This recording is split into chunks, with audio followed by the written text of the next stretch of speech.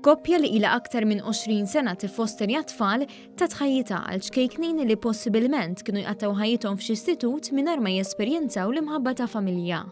Francis u Lina D'Amato fosterjaw żewġ tibniet u taw servizz ta' respite lil tnejn oħra. Lina ħadetna lura fis-snin meta diġà kellha tifla u flimkien ma' żewġha ddeċidew li jestendu l-imħabba tagħhom għal tifla oħra. Ferħ kbir, anka għat-tifla tagħna, issa jkollha ma' min tilab. U għastemmen li wasalt għalija. Kuraġġ u sfida kbira. Il-koppja D'Amato kienet fost l-ewwel li jagħmlu l-kors tal-fostering. Francis qal li għalkemm sfidi dejjem ikun hemm, dawn it-tfal iġibu ferħ kbir fil-familja. Meta tibda tarradu tfal li kollhom żellajnuna kont it-tejn jiena l-mara tiegħi dejjem id-dar. Huwa dik hija ħafna importanti li jien dejjem ħdimt, qed tifhimni? Setajna koppja li nħobbu ħafna tfal.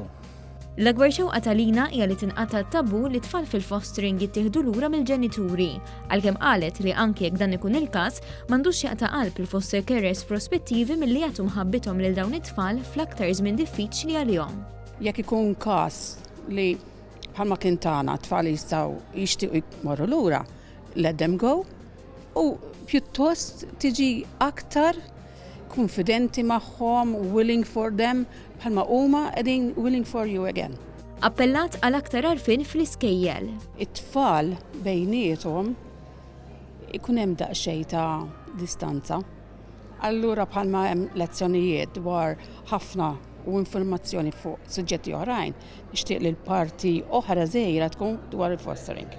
Madan l-appell inaqdet Elaine Mikalle Favallone, foster carer li meta ltaqet mas-sieħba tagħha, it-tnejn xtaqu li joffru l-possibilità ta' familja lil tifel jew tifla f'sitwazzjoni vulnerabbli.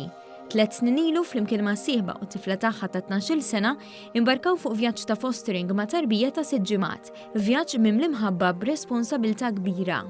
Kien hemm ħafna ansjetà li hija normali għaliex it's a very unknown situation, allura inti ikollok biżgħat ta' kif ħadd iżviluppa din il-ħaġa.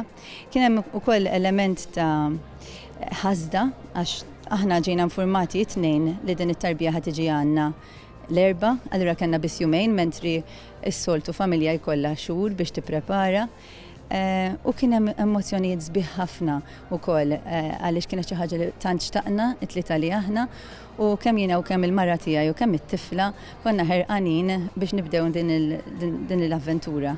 Elaine appellat biex jekk persuna tħoss li hija kapaċi toffri l-imħabba tagħha lil dawn it-tfal tidħol għall-esperjenza tal-fostering, irrispettivament mill-orjentazzjoni sesswali. Esperjenza li tkabrek u li tiċċallenġjak kuljum u għalhekk huwa meħtieġ li jkun hemm support tajjeb mogħti lil foster parents. Min jixtieq jagħmilhom ikun hemm ferħ kbir fil-familja.